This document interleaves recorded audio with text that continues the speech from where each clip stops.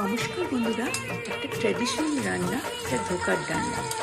নিরামিষের দিনে একদম রানী রান্না। এটা কীভাবে করে সঠিক মাপ পদ্ধতিতে আমি আপনাদের সাথে শেয়ার করছি। রেসিপিটা সম্পূর্ণ দেখুন, অনুরোধ রইল। নমস্কার বন্ধুরা, ধোকার ডালনাটা আমরা ডালনা তৈরি করতে সহজ উপায়, তাড়াতাড়ি সুন্দর সুস্থ হয়ে ধোকার খুব ভালো লাগে।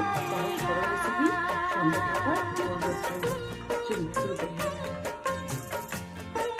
ধোকার সঙ্গে কোনো মাছ মাংসের তুলনা হয় না।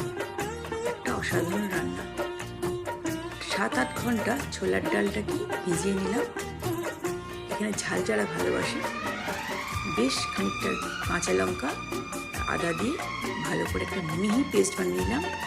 যেভাবে দেখাচ্ছি ব্যাটারটা ঠিক সেই পরিমাপেই থাকবে, মানে বেশি পাতলাও হবে না, ঘন হবে।